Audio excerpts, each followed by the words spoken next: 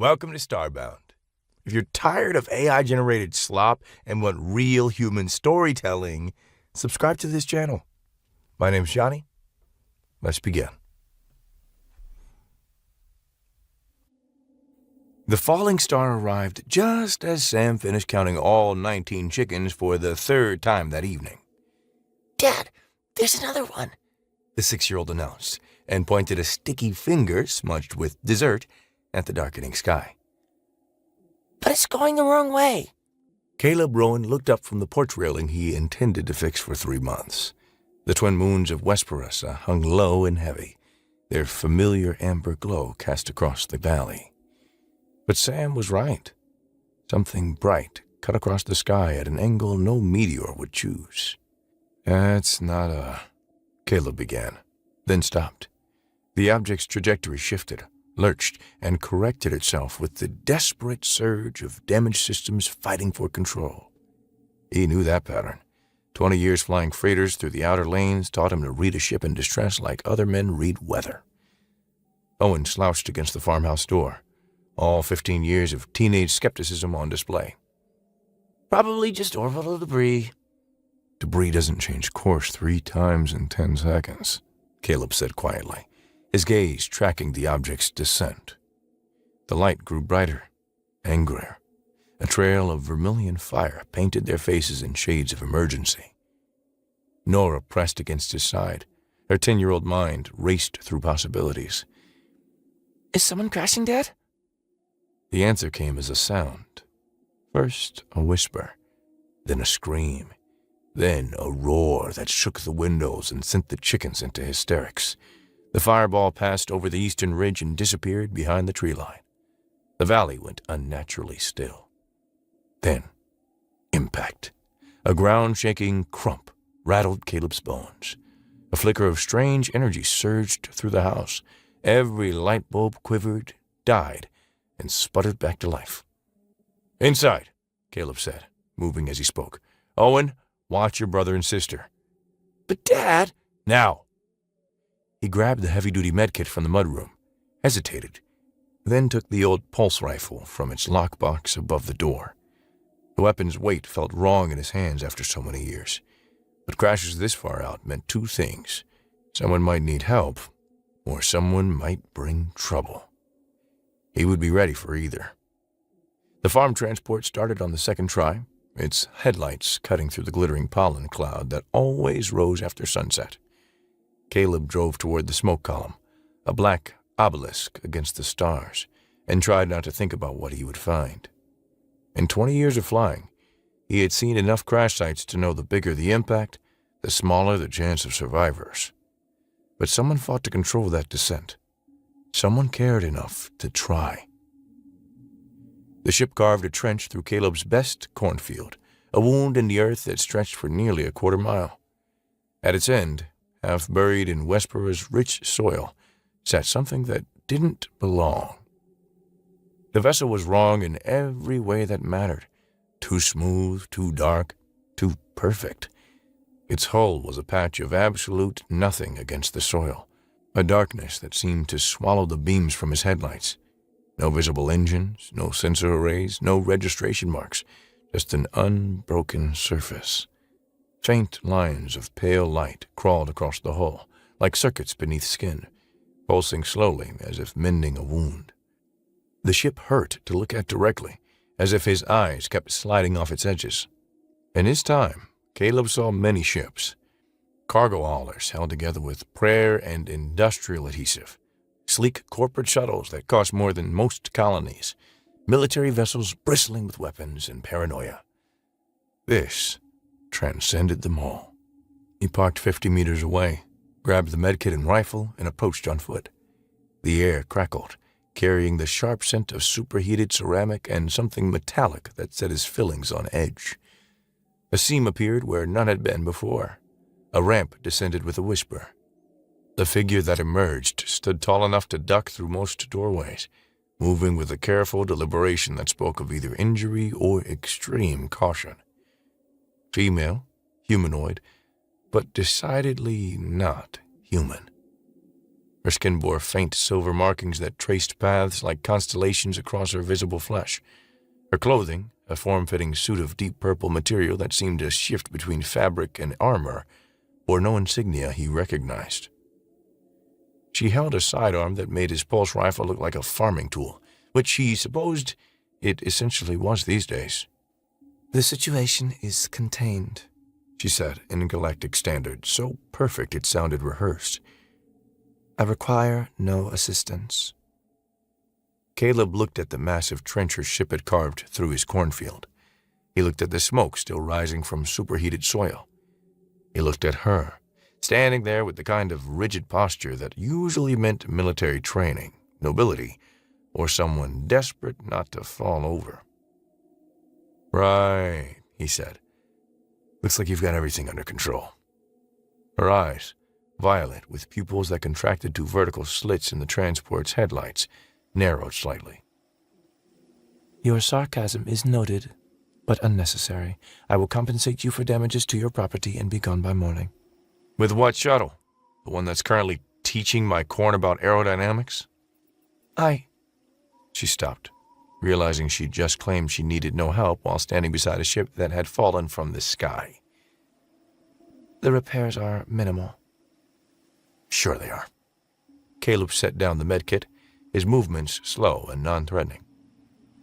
"Look, I don't know who you are, and frankly, I don't care. That ship isn't going anywhere tonight, and the nearest settlement is 100 clicks of rough road away. You can stand here all night and pretend you don't need help, or you can accept some." She stared at him for a long moment, and he felt her evaluating him, like someone used to making decisions that affected more than cornfields. Dad! The shout made them both turn. Caleb's stomach dropped as he saw the farm's electric cart bouncing across the field. 3 familiar shapes visible in the dim light. "I told them to stay," he began, then sighed. The cart skidded to a stop, and his children spilled out. Sam immediately made a beeline for the ship's ramp. Nora's eyes went wide with a wonder typically reserved for birthday presents and unexpected snow days. Even Owen, who fought to look unimpressed, couldn't hide his curiosity. Is she an alien? Nora asked, not bothering to lower her voice. Are you a space pirate? Sam added and tried to climb the ramp. "Sam, get down from there," Caleb said, and moved to intercept his youngest before he could disappear into the ship. The woman, alien, whatever she was, stood frozen, her weapon still raised but forgotten. She looked from child to child with an expression Caleb recognized, the look of someone whose entire worldview had just been turned sideways. "They're small," she said finally. "That's what children generally are, yes." Caleb pried Sam off the ramp and set him on the ground, where he immediately attached himself to the woman's leg instead. "Sam, we don't climb strangers." She's tall, Sam informed him, as if this explained everything. The woman looked down at the small human currently using her as a jungle gem, then back at Caleb with something approaching panic in those violet eyes. "They're always like this," Owen said, his arms crossed as he maintained his position by the cart. "You get used to it. Or you go insane. Either way." Owen's 15 and thinks cynicism is a personality, Caleb explained. Nora's 10 and wants to know everything about everything. Sam's 6 and believes personal space is a suggestion. I'm Caleb, and I promise they're usually more well-behaved than this. We are? Nora asked. "No," Owen said. I found a beetle, Sam announced. The woman holstered her weapon with the slow, careful movements of someone trying not to startle wildlife.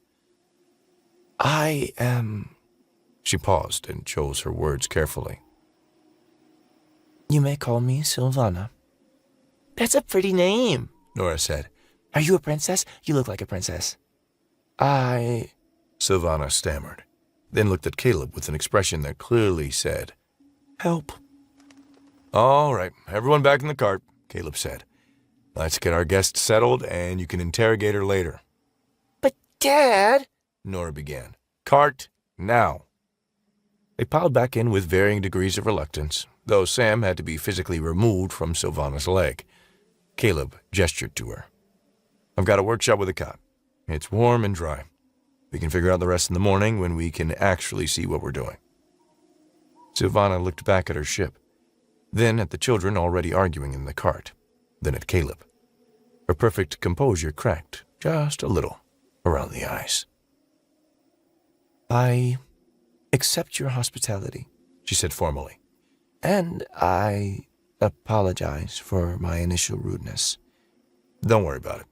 If I crashed in someone's field, I'd probably be a little testy too." They walked back to the vehicles, Caleb now between her and his children. He pretended not to notice how she favored her left side, or the slight tremor in her hands, or how she kept looking at his kids like they were some species she had only read about in textbooks. Sylvana sat at the kitchen table like visiting royalty, trying to pretend they enjoyed commoner food. Caleb decided the workshop was a foolish idea the moment Sam declared Sylvana his new best friend and refused to leave her side. A threat in the barn remained a threat. A threat Sam was attached to was just an awkward house guest. He served up reheated stew and fresh bread. Everything about her screamed highborn, from the way she held her spoon to how she managed to make sitting on a creaky wooden chair look regal. The children, however, remained thoroughly unimpressed by whatever station she might hold. So, why'd you crash? Nora asked around a mouthful of food. "Nora, we don't talk with our mouth full," Caleb reminded her. She swallowed.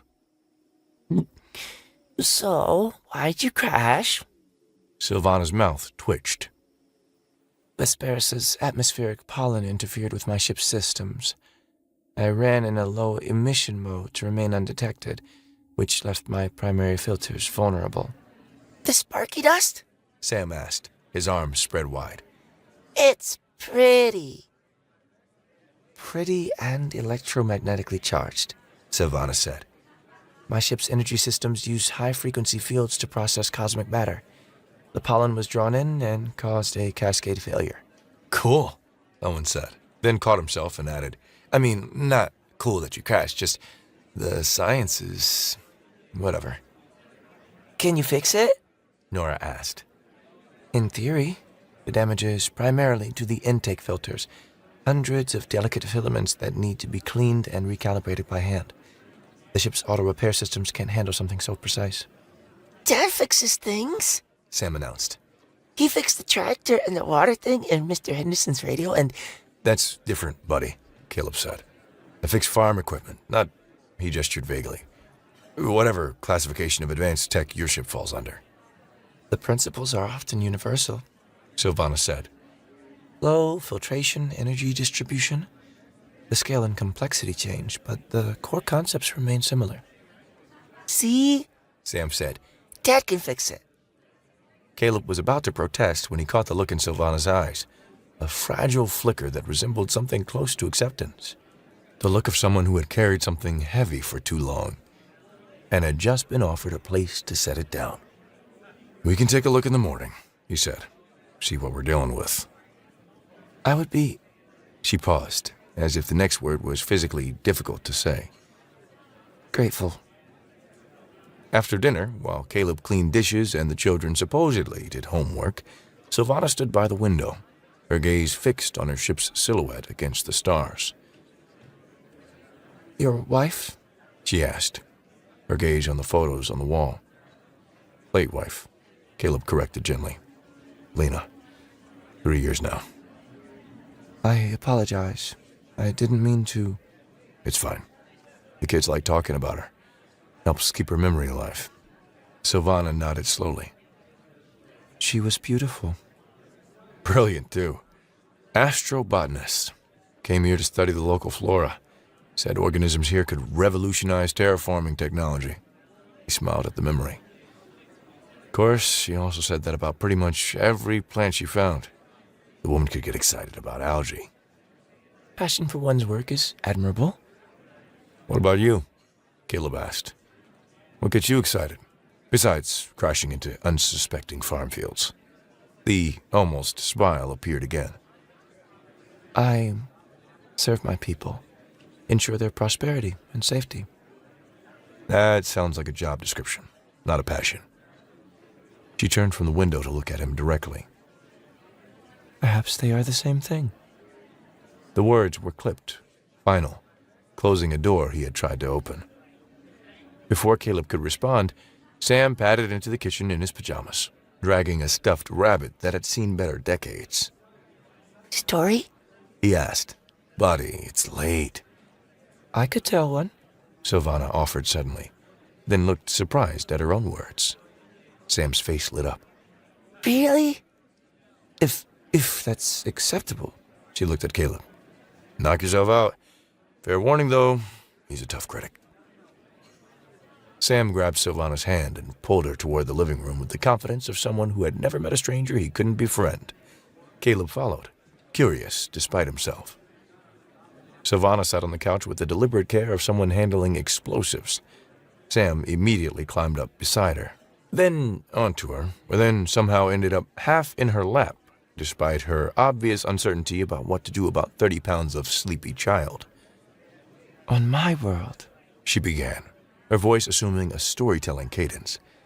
there are creatures called stellar whales. Space whales? Sam's eyes went wide.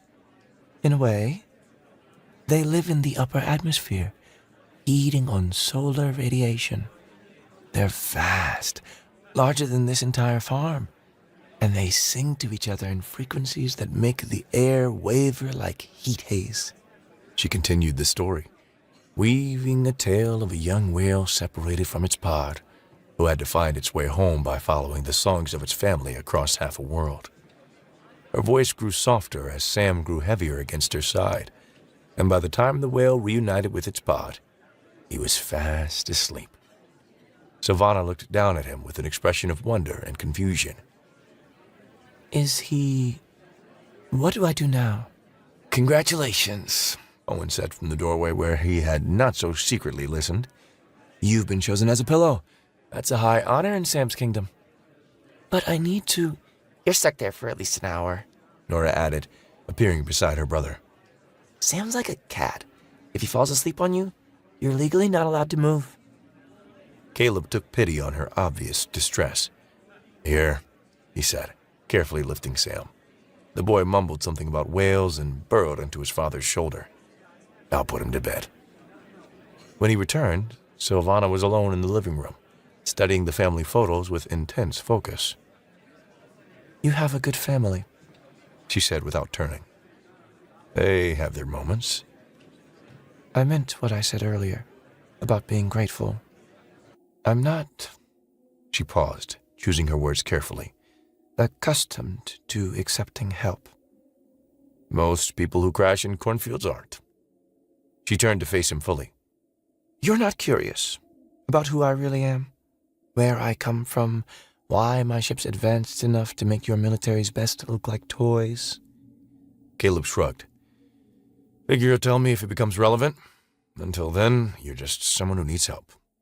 That's enough. She stared at him for a long moment. You're either very trusting or very foolish. Probably both. Comes with the territory of raising 3 kids alone. He gestured toward the hallway. Guest room's the second door on the right. Bathrooms across the hall. We're usually up around sunrise, but sleep in if you need to. I don't require much sleep. Famous last words around here. Sam's internal clock runs on chaos theory. That almost smile appeared again, and for a moment, she looked younger, less weighted down. Thank you, Caleb Rowan, she said formally. Just Caleb will do. And you're welcome. Just Sylvana. She blinked, processed the joke, and then a small miracle. Actually smiled. It transformed her face, turning regal beauty into something warmer, more human, more real. Sylvana lay in the small guest room, staring at a ceiling painted with glow-in-the-dark stars that someone, probably Nora, had arranged in surprisingly accurate constellations. The bed was too soft, the room too warm. The house groaned with sounds, creaking floorboards, the sigh of settling timbers that defied the regulated hum of the climate control and air purifiers she knew. She could hear Caleb moving around, the soft tread of someone checking locks and turning off lights. Something in the walls creaked and settled. It should have been annoying, distracting, beneath her station. Instead, for the first time in 3 years, since her parents' shuttle had exploded in a shower of debris and political implications, Sylvana felt something unknot in her chest. Her rite of solitude was meant to be a journey of reflection, a chance to center herself before the endless decades of rule that stretched ahead. She planned to spend it in the nebula where her parents met. She had not planned on slipping her security escort a full day early and disabling her transponder. She wanted to truly be alone, not performatively alone. She thought about the Imperial Council, probably an apoplectic session by now. Admiral Theron would be mobilizing the fleet discreetly. Chancellor Kai would manage the media, fending off rumors. Their panic would be twofold. First, for her safety, and second, for the scandal if anyone learned she had intentionally broken protocol. But tonight, she was only Sylvana. The Empress could wait. Just a stranger who'd crashed in a cornfield and been offered soup by a kind man with sad eyes and 3 chaotic children. She thought about Sam's weight against her side, trusting and warm, about Nora's rapid-fire questions that reminded her of her own curious childhood, about Owen's defensive sarcasm that couldn't hide the pain underneath, about Caleb, who'd looked at her ship, clearly worth more than his entire planet, and offered help without calculation. Tomorrow, she would face the delicate work of repairing the Starlight. Tomorrow, the weight of empire would settle back on her shoulders. But tonight, she pulled the hand-sewn quilt up to her chin and let herself fall asleep to the sound of a real house full of real people living real lives. She slept better than she had in years. Morning arrived with Sam's face 3 inches from hers. Breakfast! He announced, then disappeared. Sylvana sat up, momentarily disoriented. She could smell something cooking. Eggs, she thought, and something else, sweet and unfamiliar. She dressed quickly in her suit, which had cleaned and repaired itself overnight. The sounds of the household drew her to the kitchen, where a storm of activity reigned.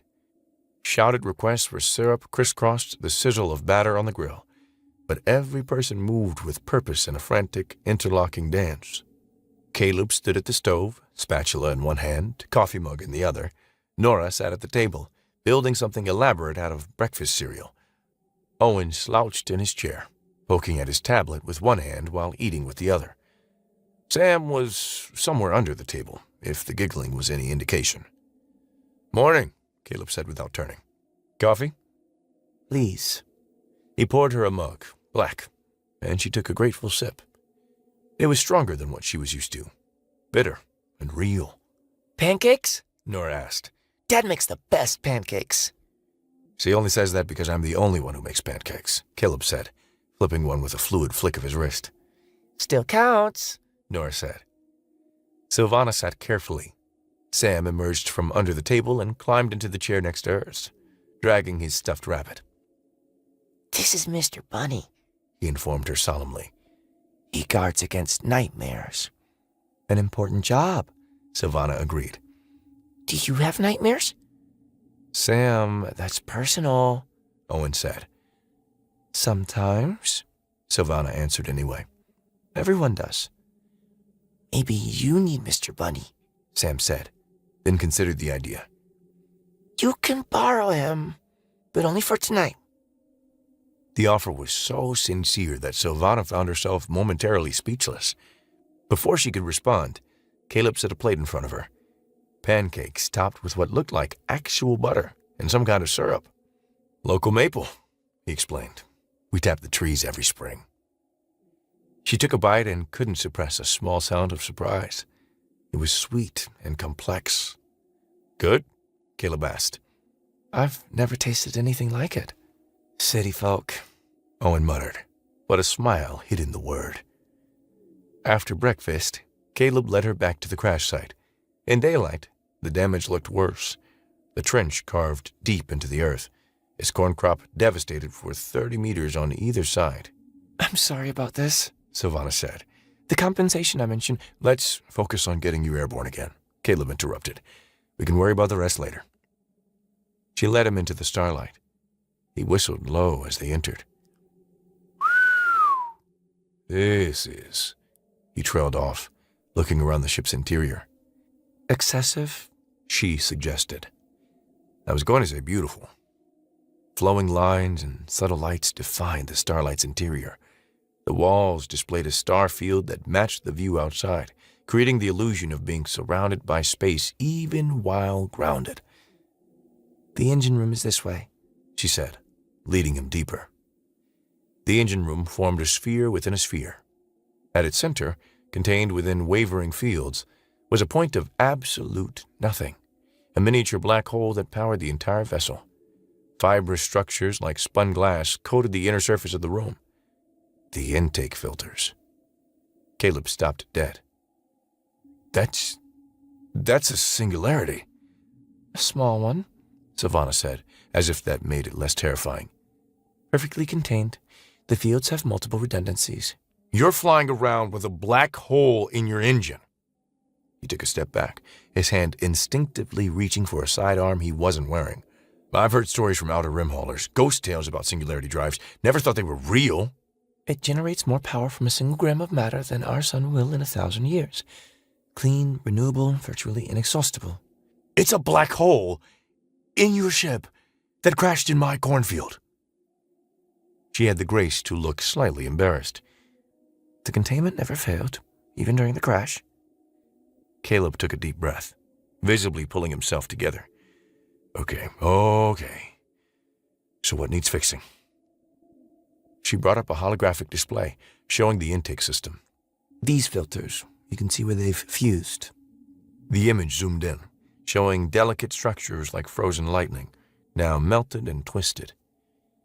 Each one needs to be removed, cleaned, and recalibrated. 82 individual filaments are critical. 82, Caleb repeated, relieved the number was smaller than hundreds. And they all need to be done by hand. The ship's repair systems can't handle something this delicate. It requires organic intuition, the ability to feel when the alignment is correct. Caleb studied the display, then looked at the actual filters, keeping a wary distance from the central containment field. Show me how to remove one safely. She demonstrated. Her hands were steady, but a faint tremor betrayed her. The filament sparked and died. My reflexes aren't suited for this, she admitted. My people have excellent vision and cognitive processing, but our fine motor control isn't as developed as humans. But you knew that when you asked for my help. I gambled. Caleb took over, his hands steadier, more sure.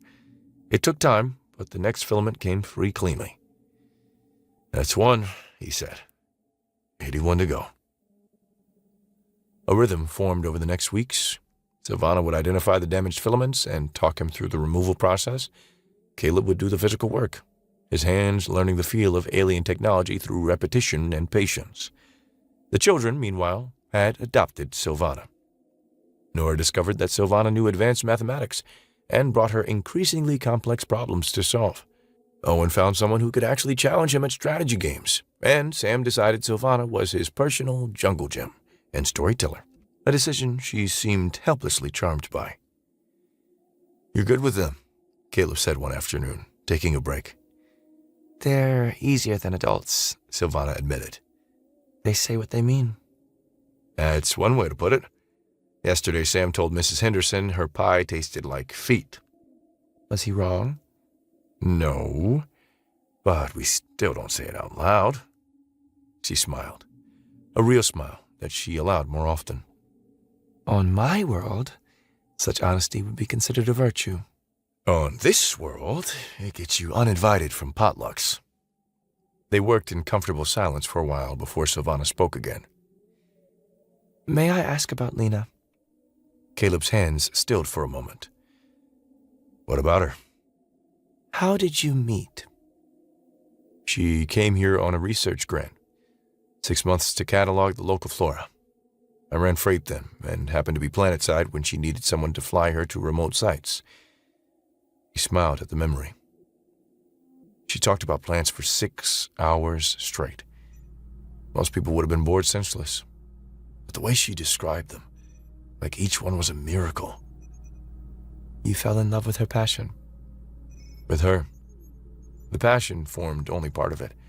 She saw wonder in everything. Made you see it, too. He carefully removed another filament. We got married a year later, had Owen almost immediately. She sounds remarkable. She was, and frustrating, and stubborn, and terrible at remembering to eat when she was focused on something. His voice grew softer. I loved her completely. Still do. That must make things difficult. Different. Love isn't a finite resource. The heart doesn't empty when someone leaves. He looked at her. But you already know that. Savannah's hands stilled. What makes you say that? The way you look sometimes, like you're seeing ghosts. She was quiet for so long, he thought she wouldn't answer. Then, his name was Keon. We grew up together. He was... She paused, searching for words. Everything I couldn't be.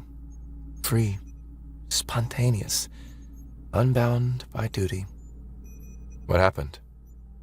Border conflict, a stupid, pointless skirmish over mining rights. He wasn't even supposed to be there. Her voice remained steady, but her eyes were focused somewhere past the ship's walls. They gave him a medal, posthumously, as if that somehow balanced the equation. I'm sorry. It was a long time ago. Doesn't make it hurt less. She looked at him then. Really looked at him. No, it doesn't. That evening, crisis struck in the form of the farm's water system. Caleb heard the grinding noise first, a horrible metallic shriek that meant the moisture condenser was failing. He ran outside to find the machine shuddering. Dad? Nora had followed him. Is it broken? Working on it, he said, and pulled off the access panel. The hydrostatic bearing had seized. Can you fix it? Owen asked, as he appeared with Sam in tow. Maybe. I can try welding it, but... What's the problem? Savannah had joined them. Bearings failed. It's been limping along for months. Caleb gestured helplessly. Without it, we don't have water.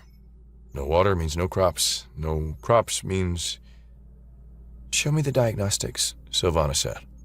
It's just an old condenser. Nothing like your tech. Physics is physics. Show me. He pulled up the diagnostic panel on his tablet. Savannah studied it with intense focus. There, she said, pointing to a resonance pattern. You have a resonance imbalance. The bearing suffers more than simple wear. A misalignment subjects it to uneven stress. So you don't need to replace the bearing. You need to redistribute the load. She pointed to a bolt on the opposite side of the machine. Tighten this by a quarter turn. No, 3/8. It will create a counter-resonance that should reseat the bearing. That's... Caleb paused. That's insane. It's the same principle I use for the Starlight's resonance dampeners. Trust me. He looked at her, then at his children watching anxiously. 3/8 turn? Precisely. He made the adjustment. The grinding noise peaked, then suddenly stopped. The condenser hummed smoothly. How did you...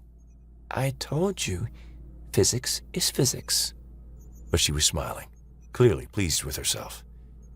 You saved the farm, Nora said, eyes wide. You actually saved it. I adjusted a bolt.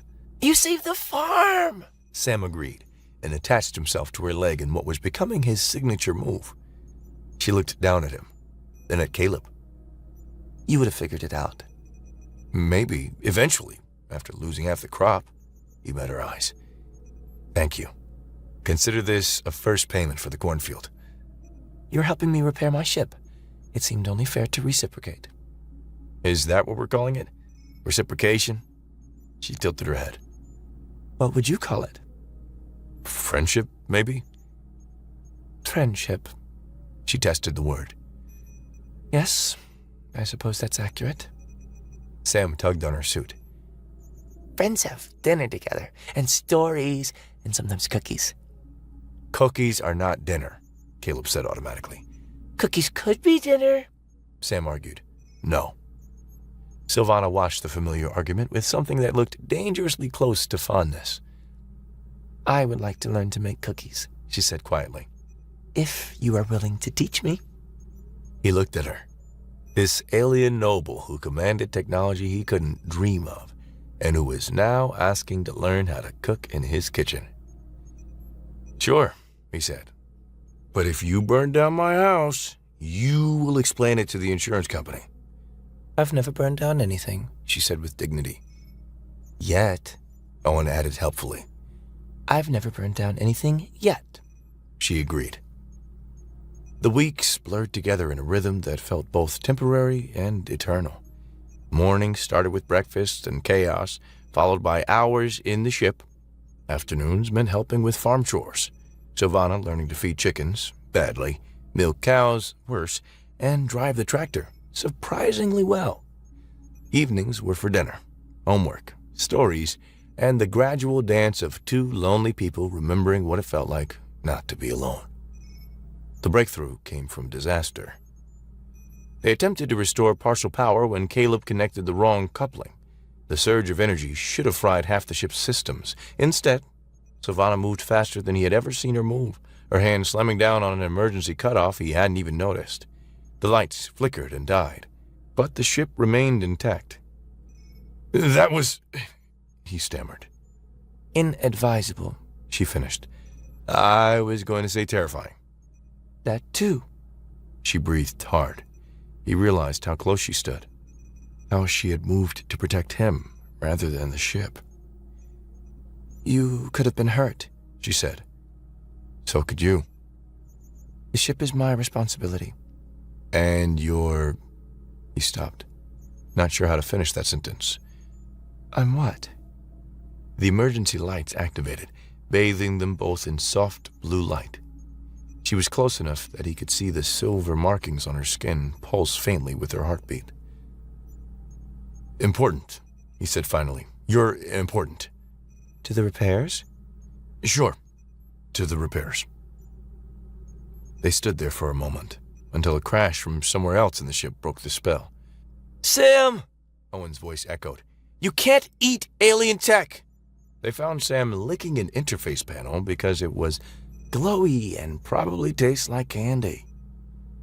We don't lick alien technology, Caleb said, picking up his son. But how else would we know what it tastes like? We live with the mystery. Sylvana watched them with an expression she got sometimes, like she memorized something precious. What? Caleb asked. Nothing. Just, you're good at this, being a father. I'm making it up as I go. Isn't everyone? The sentiment was so human, he almost forgot her origin. The night everything changed started with Owen asking the question no one else had dared to ask. They all sat around the fire pit, roasting marshmallows. So, what are you really? Owen asked suddenly.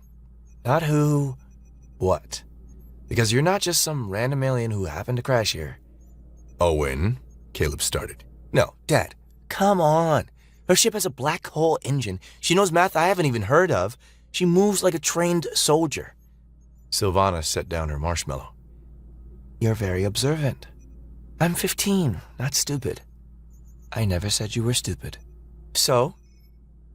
She looked at Caleb, who shrugged, her secret to tell or not. I'm what you might call nobility, she said carefully. My family has responsibilities to our people. Like a princess? Nora asked, eyes wide. Something like that? A space princess, Sam shouted, then paused. What does that mean? Someone who has to wear uncomfortable clothes and attend boring meetings, Sylvana said dryly. That sounds terrible, Sam said with genuine sympathy. It has its moments. Owen wasn't satisfied. If you're nobility, Why are you alone? Where are your guards, your servants? Sometimes, Sylvana said slowly, even princesses need to be just people to remember what that feels like. Later, after the children had gone to bed, Caleb and Sylvana remained by the dying fire. "Princess, huh?" he said. I neither confirmed nor denied that. "You kinda did, though." Perhaps. "Should I be bowing or something?" Please don't. Sam already tried to make me a crown out of chicken wire. I'm not sure my dignity could survive you bowing. He laughed, and she smiled in response. "Can I ask you something?" he said. You just did. "Now you sound like Nora." I learned from the best. What's your question? "Are you happy here?"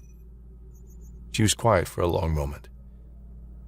I didn't know I was unhappy until I came here. Does that make sense? Yeah. Yeah, it does. What about you? Are you happy? I wasn't unhappy. I had the kids, the farm, Lena's memory. It was enough. Was? He looked at her. "Things change," Yes, she said softly. they often do. The next morning brought a test of the communication system. If this works, Sylvana said. we can send a signal. "Your people must be worried," Caleb said. They're probably managing.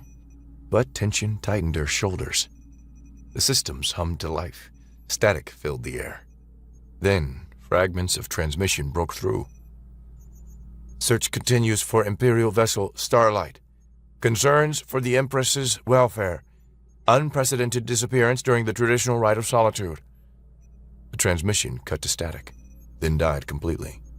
The array sparked and went dark. The ensuing silence was heavy. "Empress," Caleb stated. I can explain. "You're an empress. Yes.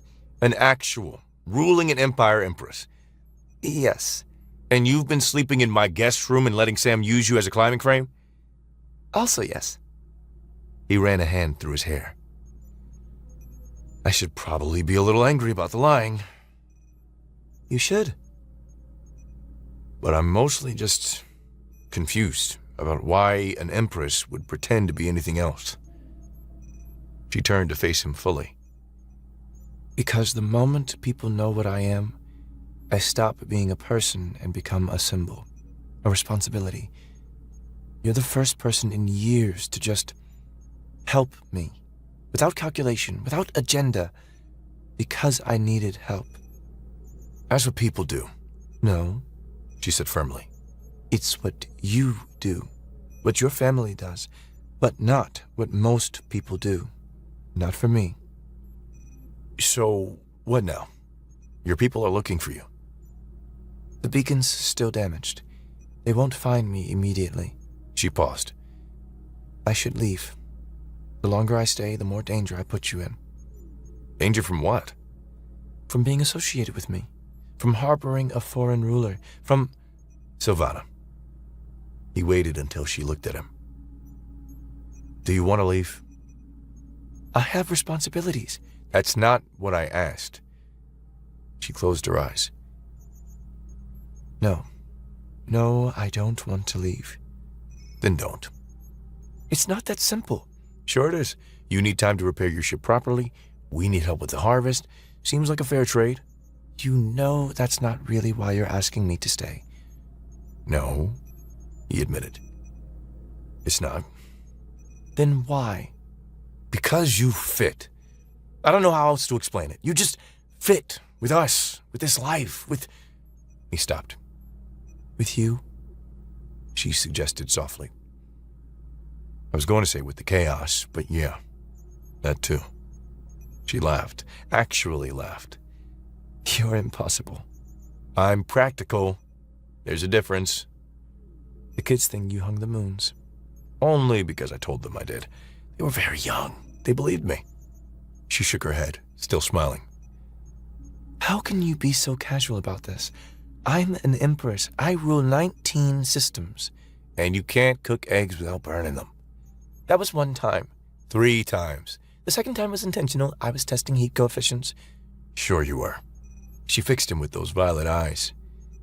This can't last. Eventually they'll find me. I'll have to go back. I know. And you're okay with that? I'm okay with having whatever time we have. However long that is. That's very zen of you. That's very farmer of me. We learn to appreciate seasons, even when we know they'll end. That afternoon, Caleb found Owen in the barn, aggressively cleaning tools. Want to talk about it? Caleb asked. About what?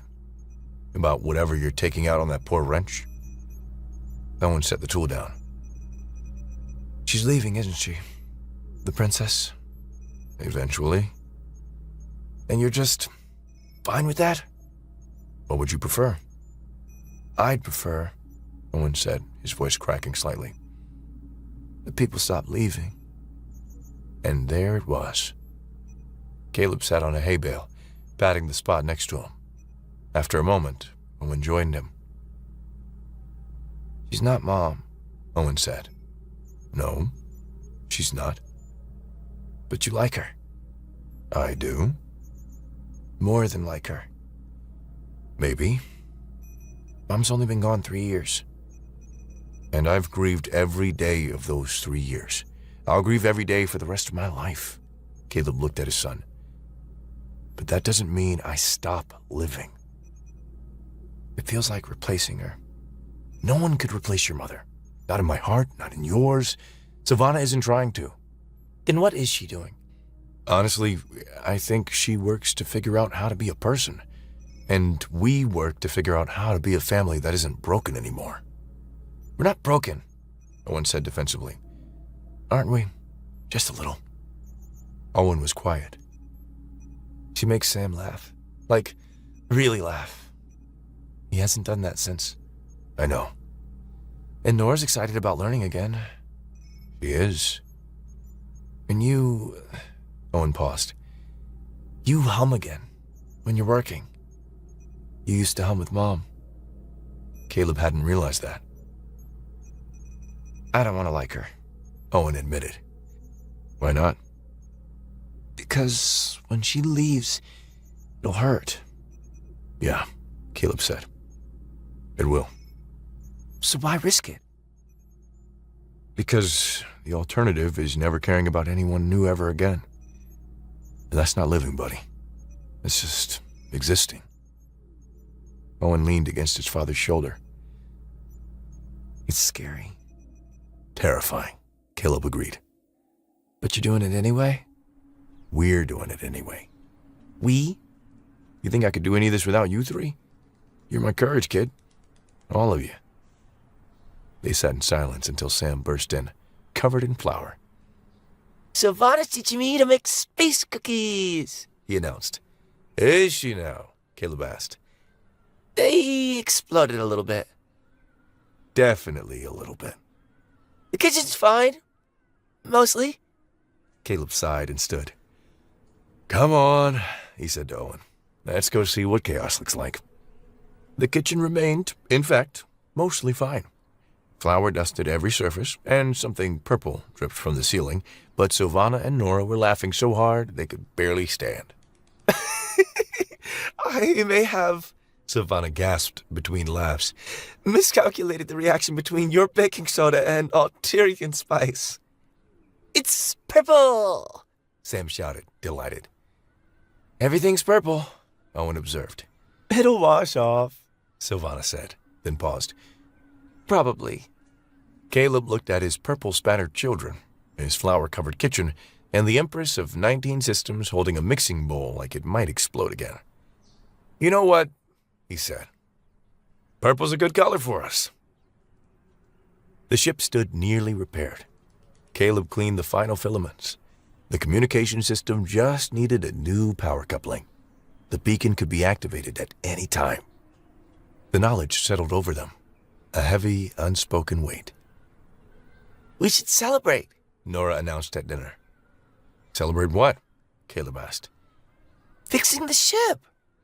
An accomplishment that means Savannah leaves, Owen pointed out. So we celebrate the time we had, Nora said firmly. Right, Silvana? Silvana looked around the table. On my world, we have a tradition. When something ends, we honor it with a feast.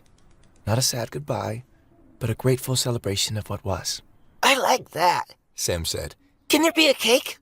There can always be a cake, Caleb said. So they planned a party.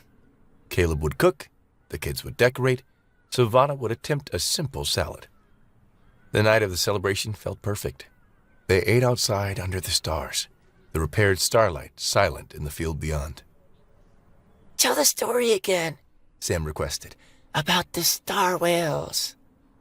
So Silvana told the story, adding new details. How the young whale learned that being alone made him stronger, but being with family made him complete. How the pod's song was about choosing to return to each other again and again.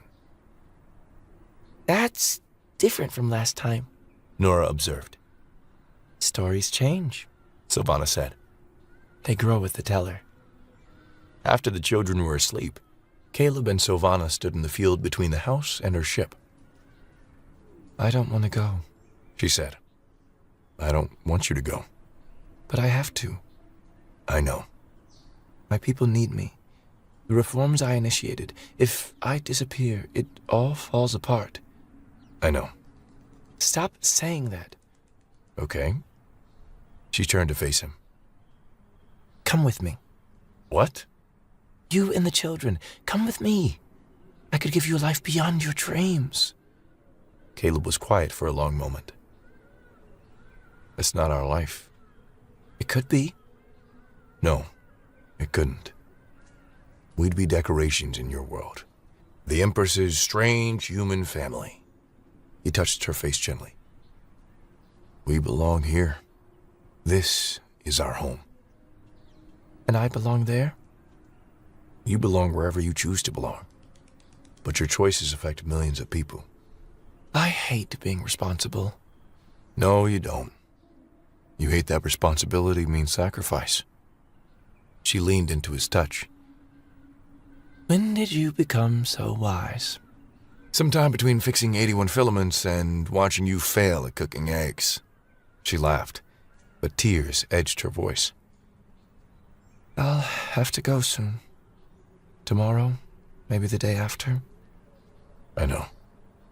He kissed her, and she returned it. For a moment, the universe narrowed to just this. Two people choosing each other despite the finality of it all. When they pulled apart, she cried. This isn't fair. No, he agreed. It's not. I love you, She said. It's illogical and impractical and absolutely insane, but I do. I love you too. Have since you stood in my cornfield claiming you didn't need help while your ship smoked in the background. That's ridiculous. That's farming. We're good at seeing potential in unlikely soil. She laughed and cried at the same time. What do we do? We take tonight, and tomorrow, and whatever time we have. And then? And then we live with the memory, added to all the others that make us who we are. I don't want to be a memory. Neither did Lena. Neither did Kian. But they are, and we carry them, and we're better for having loved them. You make it sound so simple. Simple's not the same as easy. They stood there, holding each other, while the stars wheeled overhead. The beacon activated at dawn. Silvana hadn't meant to. She ran final diagnostics, and her hand moved to the control out of habit. How long? Caleb asked. He had known the moment it happened. Hours? Maybe a day? Okay. Okay, that's it? Would panicking help? It might make me feel better. Come here. He pulled her into his arms. We knew this would come. I wanted more time. So did I. But we got what we got, and it was good. It was perfect, She corrected. The children took the news with varying levels of grace. Sam cried. Nora made her promise to write. Owen pretended not to care, then hugged her so tight she could barely breathe. 3 sleek vessels landed with flawless coordination in the ruined cornfield. A delegation emerged, led by an older Alterian in military dress. "Your Majesty," he said, bowing deep, "we are relieved to find you safe." Admiral Theron, Sylvana acknowledged, and suddenly she was every inch the Empress. I trust the situation has been managed. "As you instructed, Majesty. The Council has maintained order, though your return is urgently needed." The Admiral's eyes flicked to the Rowan family on the porch. "Should we—" They are under my protection, Sylvana said sharply. They saved my life. Treat them with the highest respect. "Of course, Majesty." She turned to them, and the Empress facade cracked. Sam broke free and ran to her, throwing his arms around her legs. Don't go! I have to, little one. But who will tell me stories? Your father tells wonderful stories. Not about Star Wheels. She knelt down. Then I'll send you new stories about luminous forests and singing mountains and the dragons that live in nebulas. He nodded, tears streaming down his face. She hugged each one of them. Nora, brave. Owen, his guard fully down. And Caleb. Thank you, she said simply. For what? For showing me how to be human, even though I'm not. You're close enough. She kissed him, not caring that her delegation watched. I'll find a way, she whispered. I don't know how, but I'll find a way. I know. The ships lifted off, leaving only flattened corn and the lingering smell of superheated air. The Rowan family stood on their porch, watching the lights disappear. Will she come back? Sam asked. Maybe, Caleb said. You think so? I think she's stubborn enough to reorganize an entire empire if it means getting what she wants. What does she want? Nora asked. Caleb looked at his children, at his farm. The same thing we all want, he said. A place to call home. Caleb fixed the porch railing 3 months later when he heard it. The controlled hum of a ship landing carefully in the field he had cleared. He didn't run, but he walked very quickly. The starlight sat in the field, its ramp lowering. Sylvana emerged, but not alone. A small delegation followed. She dressed simply, in clothes that would work on a farm, but she still moved like an empress. Hi, she said when she reached him. Hi yourself. I found a way. I can see that. It took some doing. A constitutional amendment I'd pushed through before I left enabled it. It was designed to decentralize command, but it serves this purpose too. And? 6 months here, 6 months there. Council governs in my absence, but I review everything. Modern technology means I can rule from anywhere. She paused. This is a first step, a proof of concept. If it works, we can talk about a more permanent future. But is this acceptable? If you're asking if I'm okay with you spending half your time here? I'm asking if you're okay with a lot of things. Media attention, security details. Your life would change. Our lives already changed. The moment you crashed into that field. Is that a yes? That's a Sam's probably already seen your ship and is heading this way at full speed. Sure enough, a small figure raced across the field and screamed, Sylvana! At the top of his lungs. She braced for impact, catching him as he launched himself at her. Hello, little one. You came back! I said I'd find a way. Dad said you were stubborn enough to reorganize an entire empire. Your father knows me well. Nora and Owen arrived. Nora immediately began interrogating the advisors about faster-than-light travel, while Owen tried to look casual and failed. So, Owen said to Sylvana, you're back? For 6 months, then gone for 6 months, then back again. That's complicated. Yes, But doable?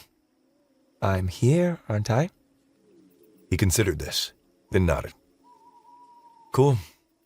From him, the word served as a declaration of love. That evening, after the advisors settled in the town's only inn, the family sat around their kitchen table. So, you're gonna be our mom? Sam asked with his usual directness. Sam? Owen hissed. What? She's back. She and Dad kiss sometimes. That means mom, right? Silvana looked at Caleb, who shrugged. Your circus, your monkeys. That's not helpful. She turned to Sam. I'd like to be part of your family, if you'll have me. But you already had a mom. A wonderful one. I'm not trying to replace her. So, you'd be like a bonus mom, Nora suggested. and a space princess, even though you're an empress? Princess is a cooler title, Owen muttered. I can be a bonus mom. Silvana agreed, a smile playing on her lips. And you can call me whatever you like. Princess is fine. Deal. Sam said. Can you tell me a star whale story? Every night if you want. The matter settled, their new life was imperfect and complicated, but real. Later, as they stood on the porch watching the stars, Silvana leaned against Caleb's shoulder. This is insane, she said. Completely. It'll be hard. Probably. The media will have a field day. Empress chooses farm over palace. Let 'em. You're not worried? I'm terrified, but I'm also happy. Happier than I've been in years.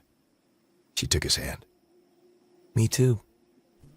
Above them, the stars wheeled on, indifferent to human and alien plans alike.